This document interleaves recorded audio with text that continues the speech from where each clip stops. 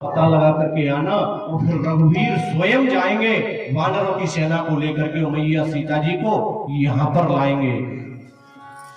और फिर सारे देवता नारद मुनि सनकादि मुनि सारे देवी देवता उनका यश गान करेंगे।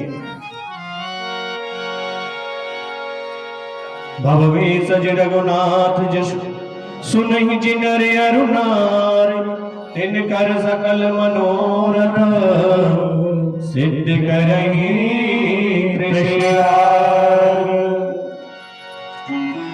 श्री रघुनाथ जी का यश जन्म मरण रूपी रोग के लिए औषधि है, दवा है, जो संसार के सभी स्त्री पुरुषों को अभय प्रदान करता है। जो भी इसे सुनता है उसे अभय प्रदान करता है, उसके सारे मनोरथ सिद्ध होते हैं। यहाँ पर किष्किंधा कांड की कथा पूरी होती है। अब गोस्वामी बाबा कथा को ले जाकर के सुंदर कांड में प्रवेश कराते हैं। किसी ने कहा कि सुंदर कांड नाम क्यों है, इसमें तो हनुमान जी ने सीता जी की खोज करी है, तो अन्वेषण कांड नाम रखना था, सुंदर कांड क्यों रखा? बाल कांड में प्रभु ने बाल लीलाएं करी, इसलिए बाल कांड है। विवाह करके अयोध्या में आए, अयोध्या कांड नाम पड़ा। वनवास हुआ, वन भ्रमण किए तो अरण्य कांड नाम हुआ। किष्किंधा में जाकर के सुग्रीव से मित्रता हुई तो किष्किंधा नाम पड़ा। लंका में पहुंचे, राम रावण युद्ध हुआ, उसे युद्ध कांड अथवा लंका कांड कहते हैं। और अंत में उत्तर कांड है, जिसमें पूरी रामचरितमानस का सारांश है। जीवन की कोई ऐसी समस्या नहीं जिसमें उसका उत्तर न मिले, उत्तर कांड है। इसका नाम सुंदर कांड क्यों? तो ऋषि मुनियों ने अपने अपने विचारधारा यहां पर रखी। एक ऋषि कहते हैं सुंदर नाम के पर्वत पर यह कथा प्रारंभ हुई, इसी और विश्राम भी सुंदर नामक पर्वत पर हुई, इसीलिए इसका नाम सुंदर कांड है। कोई संत कहते हैं इसमें श्री हनुमान जी महाराज को सबसे पहले अपनी मां के दर्शन हुए पहली बार, इसीलिए इसका नाम सुंदर कांड है। कोई संत कहते हैं कि इसी कांड में श्री राम जी को सीता मैया की सूचना मिली, इसीलिए इसका नाम सुंदर कांड है। और कोई संत कहते हैं इसी कांड में श्री सीता जी ने हनुमान जी महाराज को पहली बार बेटा कहकर के बुलाया, इसीलिए इसका नाम सुंदर कांड है। कोई संत कहते हैं कि इस कांड में 8 बार सुंदर शब्द का प्रयोग हुआ, इसीलिए इसका नाम सुंदर कांड है।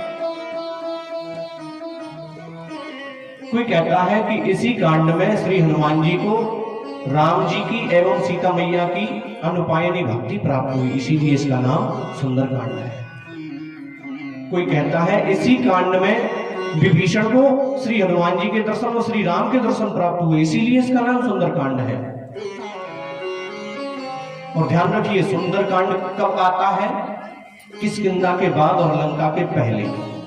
ध्यान देना, सुंदर कांड का क्रम आता है किष्किंधा के बाद और लंका के पहले। किष्किंधा में क्या किया जाता है? आपने कल सुना था। किष्किंधा में किया जाता है, सुग्रीव जी मंत्रियों के साथ बैठे हुए थे, राम जी ने पूछा तो सुग्रीव जी क्या बोले? मंत्रिन सहित यहाँ एक बारा बैठ रहे हूं मैं करत विचारा। किष्किंधा कांड में विचार किया जाता है, कार्य नहीं किया जाता। और लंका कांड में काम किया जाता, विचार नहीं किया जाता। कहूं कवन भय करिय विचारा नर कपि भालु आहार हमारा। जहां केवल विचार किया जाए, काम न किया जाए, उसे कहते हैं किष्किंधा कांड। और जहां बिना विचारे काम किया जाए उसे कहते हैं लंका कांड। तो सुंदर कांड में बोले विचार किया जाता है, तुरंत फिर उस काम को किया जाता है, विचार करके काम को किया जाता है। लंका कांड में जब राक्षसों ने कहा था ना, नर कपि भालु आहार हमारा, क्या विचार करना? वानरों की सेना का वो तो आहार है, हम खा जाएंगे। तो रावण का बेटा था प्रहस्त, वो बोला एक वानर आया था कुछ दिन पहले, पूरी लंका जला के चला गया, तब तक तुम्हारा पेट खराब था, तब क्यों नहीं खाया उसको? तो सुंदरकांड में क्या है? बोले पूरी रखवारे देख बहु कपि मन कीन विचार किया हनुमान जी महाराज ने, क्या करूं? तो तुरंत ही काम को अंजाम दे दिया। क्या करना चाहिए? और अति लग रूप धरो निशि नगर करो पैसा। यहां विचार भी किया जाता है और विचार करके कार्य को अंजाम भी दिया जाता है, इसीलिए इसका नाम सुंदरकांड है। 3 श्लोकों में स्तुति करी, जिसमें से तीसरे श्लोक में श्री हनुमान जी महाराज की स्तुति गाई है। अतुलित बल धामम हेम शैलाभते हम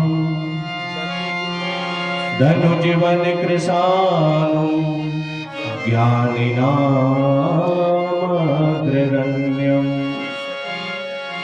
सकल गुण निधानम वानराणामधीशम रघुपति वरदूतम वात जातम नमामि। हनुमान जी अतुलित बलशाली हैं। कैसे हैं अतुलित बलशाली? देखिए, मानस में 5 अतुलित बल के धाम हैं। पहले तो हनुमान जी अतुलित बल धाम, दूसरे कौन है? श्री राम जी और लखनलाल जी अतुलित अतिथि राम लघु भाई। राम जी और लखनलाल जी अतुलित बल के धाम, 3 हो गए। चौथे कौन है? चौथे हैं मेघनाद। मेघनाद सम अतुलित जोधा। मेघनाद भी अतुलित बलशाली है। और एक है भरत जी महाराज, अतुलित बल धाम। 5 अतुलित बल धाम है। 5 अतुलित बल के जो धाम है, उनमें से हनुमान जी का बल देखिए। राम लक्ष्मण जो कि अतुलित बल के धाम है, उन दोनों को अपने कंधे पर उठा करके ले गए हनुमान जी महाराज।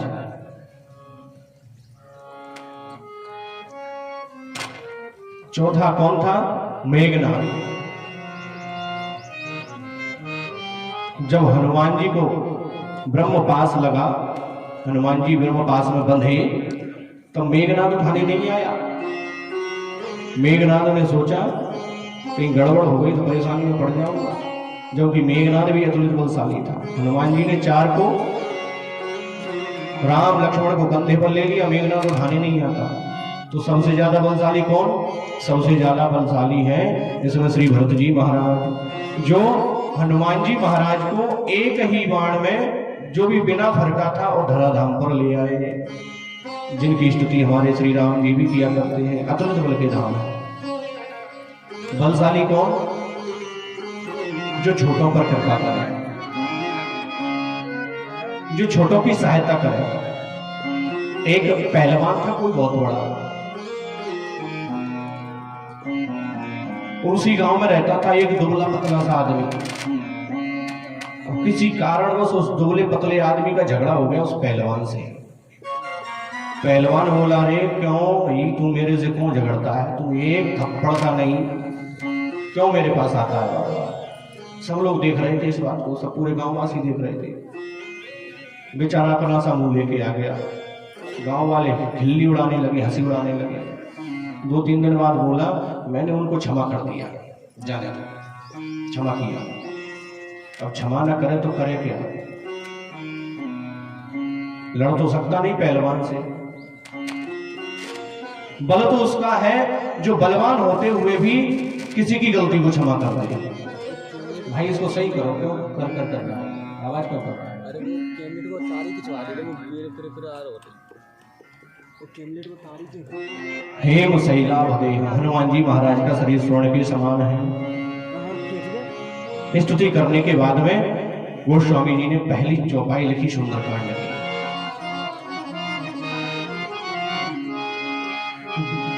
जामवंत के वचन सुहाए ज्ञानवंत के वचन सुहाए सुने हनुमंत हृदय अति भाए सुने हनुमंत हृदय अति भाए तब लगी मोही पर केहू मुखाई तब लगी मोही पर केहू मुखाई सही दुख कंद मूल फल खाई सही दुख कंद मूल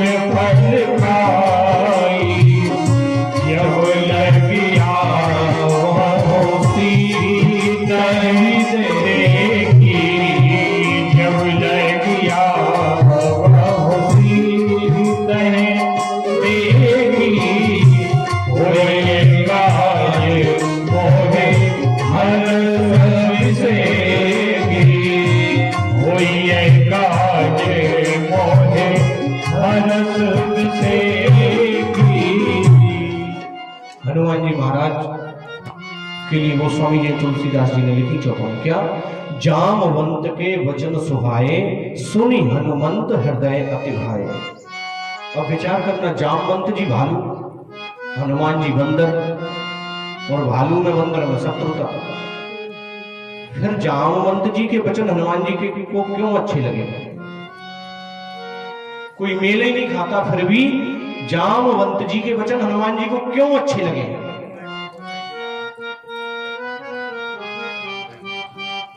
तो आप विचार करके बताइए। जब समुद्र के किनारे सभी वानर सभी यूथपति बैठे हुए थे तो उस समय सबसे बूढ़ा कौन था? बोलिए, जामवंत जी। और सबसे जवान श्री हनुमान जी महाराज। तो हनुमान जी महाराज शिक्षा दे रहे हैं, एक बूढ़े व्यक्ति की बात एक जवान व्यक्ति को अच्छी लगना चाहिए, एक बुजुर्ग की बात एक युवा को मानना चाहिए, अच्छी लगनी चाहिए। और ऊपर से ही अच्छी नहीं लगनी चाहिए। पिताजी बोले बेटा बाजार जा रहे हो तो एक काम करो, ठीक है पिताजी कर लूंगा, ऊपर से ही नहीं।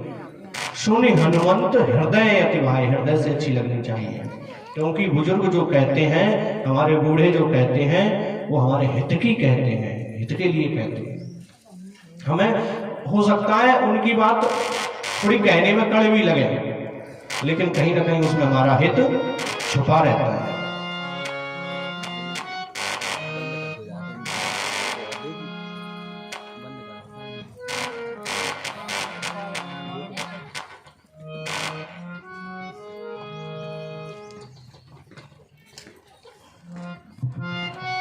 कहीं ना कहीं उसमें हमारा हित छिपा रहता है। एक बुजुर्ग की बात एक बच्चे को अच्छी लगना चाहिए। और आज की पीढ़ी की सबसे बड़ी समस्या यह है कि कोई भी युवा एक बुजुर्ग की बात सुनना नहीं चाहता है। दूसरी शिक्षा क्या देते हैं हनुमान जी? तब लगी मोहि परिख्यो तुम भाई, मेरी प्रतीक्षा तब तक करना। आज की पीढ़ी की दूसरी समस्या, वो प्रतीक्षा करना नहीं चाहता, उसे हथेली पर आम चाहिए, हथेली पर आम जमाना चाहता है, प्रतीक्षा करना वो नहीं चाहता है। तब लगी मोहे परिख्यो तुम भाई, दूसरी शिक्षा है। तो वानरों ने पूछा कब तक करें प्रतीक्षा महाराज? हनुमान जी कहते हैं जब लगी आवो सीता ही देखी, जब तक सीता जी को देख करके नहीं आ जाता। तो हनुमान जी महाराज से वानर कहते हैं कि कोई जरूरी है 2 दिन में आओ, 4 दिन में आओ, 1 महीने में आओ, 1 साल में आओ, आओ कि नहीं आओ, कोई जरूरी तो है नहीं। ऐसी विश्वास बड़ी बाणी से कैसे कह रहे हो कि सीता जी को देखकर आई जाओगे, तब तक हम यहाँ खाई है। तो हनुमान जी कहते हैं कि हो यही काज मोय हर्ष विषय की।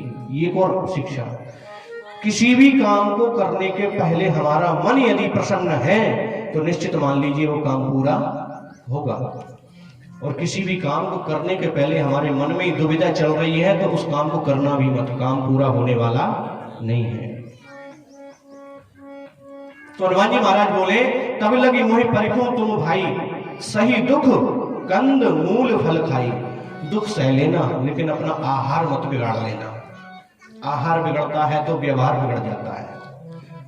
कहा है ना, जैसा पियोगे पानी वैसी बोलोगे वाणी। आहार मत बिगाड़ लेना। हमारा आहार क्या है? कंद मूल फल, ये फलों को खाना, कंदों को खाना।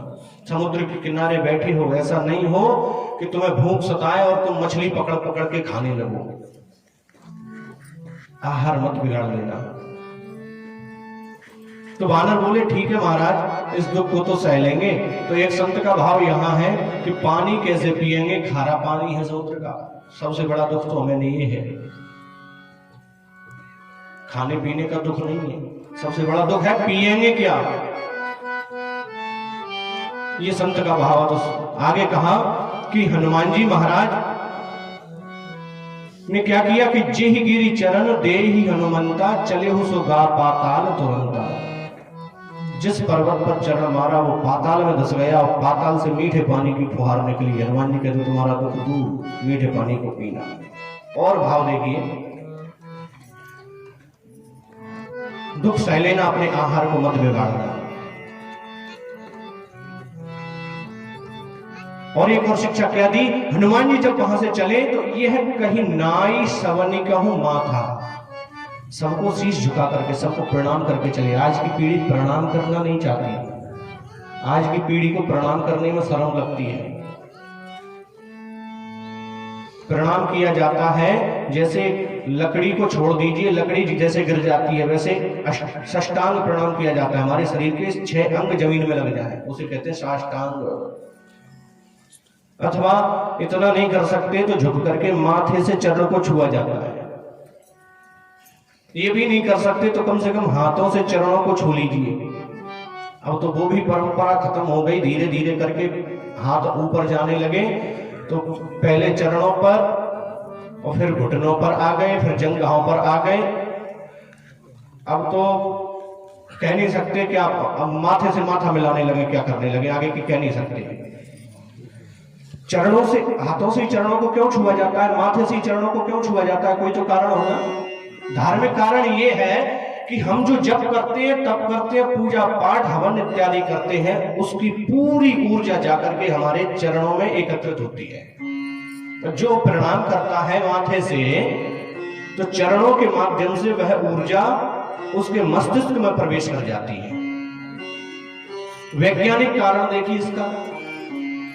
आपने चुंबक देखी होगी, लगभग चुंबक तो सबने देखी होगी। चुंबक को बीच में से तोड़ दीजिए, फिर उसमें 2 ध्रुवों का निर्माण होता है, उत्तरी ध्रुव और दक्षिणी ध्रुव। समान ध्रुवों में प्रतिकर्षण होता है और असमान ध्रुवों में आकर्षण होता है। उत्तरी ध्रुव को दक्षिणी ध्रुव से मिलाइए तो मिल जाएगा, उत्तरी ध्रुव को उत्तरी ध्रुव से मिलाओगे तो मिलेगा नहीं, दूर भागेगा। हमारा शरीर भी ध्रुवों में बटा हुआ है। हमारा जो सिर भाग है वो उत्तरी ध्रुव है, हमारे जो चरण है वो दक्षिणी ध्रुव है।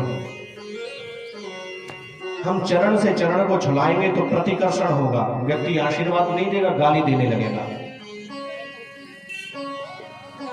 तो हनुमान जी को जब जामवंत जी ने कहा तुम्हें जाना है, तो हनुमान जी समुद्र किनारे से बहुत पीछे तक गए। पहले पीछे तक क्यों गए? आपने देखा है ना, एरोप्लेन जब उड़ता है तो पहले जमीन पर रनिंग करता है, जमीन पर दौड़ता है, तब जाके आसमान में उड़ता है। तो हनुमान जी बहुत पीछे तक गए। फिर वहां से हनुमान जी ने पर्वत पर खड़े होकर के दौड़ लगाना शुरू करी। और जमीन में नहीं दौड़ रहे हैं, एक पर्वत से दूसरे पर्वत पर चरण रख रहे हैं, दूसरे पर्वत से तीसरे पर्वत पर चरण रख रहे हैं। पर्वतों पर चरण रखते हुए हनुमान जी दौड़ते आ रहे हैं। जिस जिस पर्वत पर हनुमान जी चरण रखते हैं, जेहि गिरि चरण देहि हनुमंता। तो एक संत का भाव है, जिस जिस चरण पर्वत पर हनुमान जी का चरण रखता है वह पर्वत पाताल में नहीं जाता। पर्वत का कंपन इतना भयानक होता है कि वह कंपन पाताल तक पहुंच जाता है, इतना जोर से धरती हिलती है।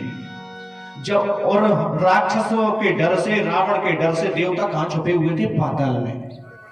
जब वह पृथ्वी कांपती है तो देवताओं को लगा कि रावण आ गया, क्योंकि चलत दशानन डोलत अवनी।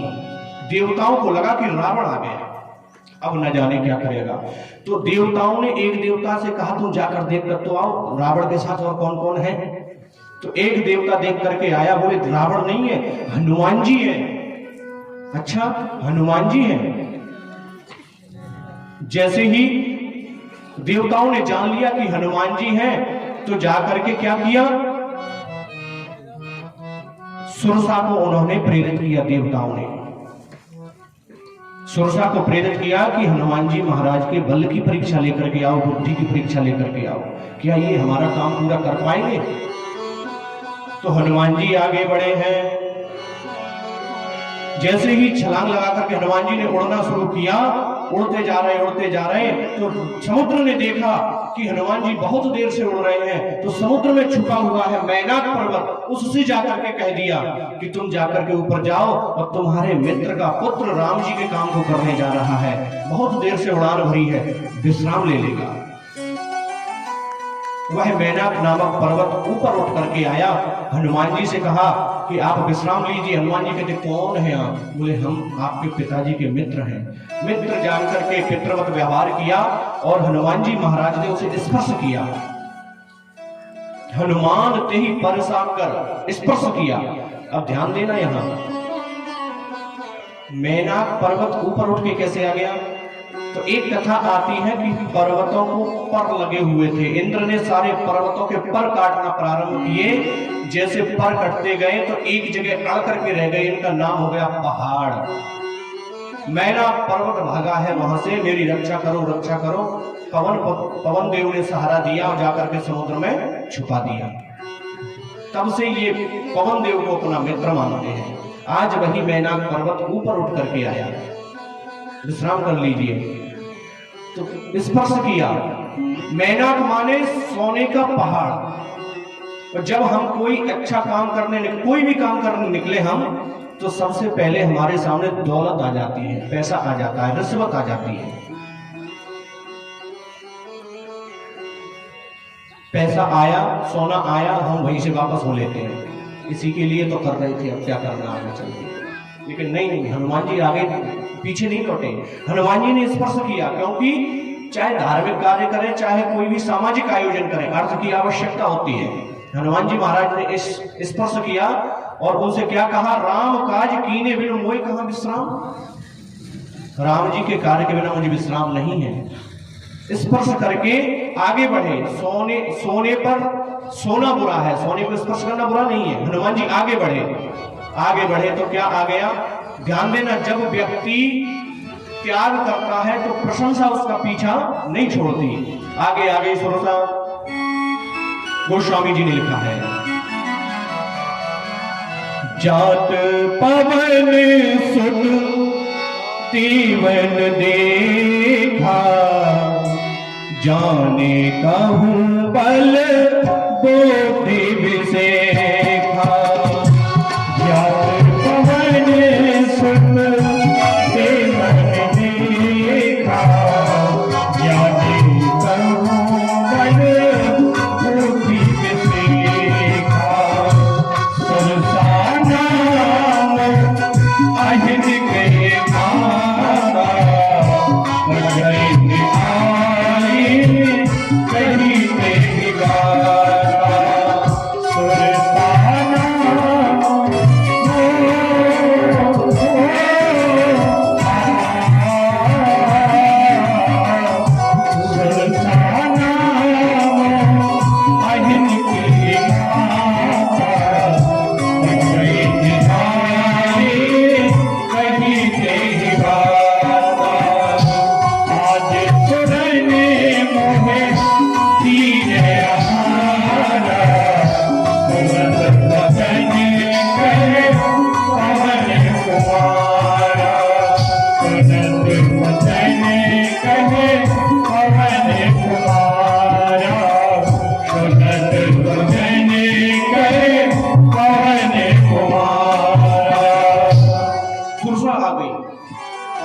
जब व्यक्ति त्याग कर देता है तो प्रशंसा उसका पीछा नहीं छोड़ती, प्रशंसा आ जाती है।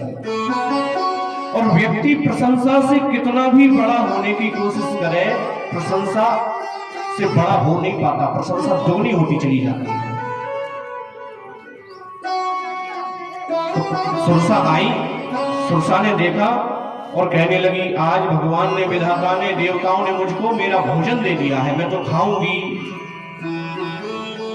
तो हनुमान जी बोले कि देवी अभी मत खाओ। तो सुरसा ना माने, बोले मैं तो खाऊंगी। हनुमान जी बोले, राम जी का कार्य करने जा रहा हूं, उसे पूरा कर लेने दो, उसके बाद खा लेना। ना, मैं तो खाऊंगी। हनुमान जी ने कई बार मना किया, लेकिन सुरसा नहीं मानी। योजन भर तेई बदन पसारा, 1 योजन का मुख फैला दिया। तो हनुमान जी बोले, अच्छा तो तुम हमें खाओगी? तो हनुमान जी 2 योजन के हो गए। तो सुरसा 4 योजन की हुई, हनुमान जी 8 योजन के हो गए। सुरसा 16 योजन की हो गई, हनुमान जी 32 योजन के हो गए। ऐसे बढ़ती जा रही है, बढ़ती जा रही है। धीरे धीरे करके 7 योजन ते ही आनन कीना, 100 योजन का मुख फैला लिया सुरसा ने। अब हनुमान जी ने विचार किया, हे भगवान, इससे बड़े बन के काम नहीं निकाल सकते। अगर हम इससे बड़े बनेंगे, ये 100 योजन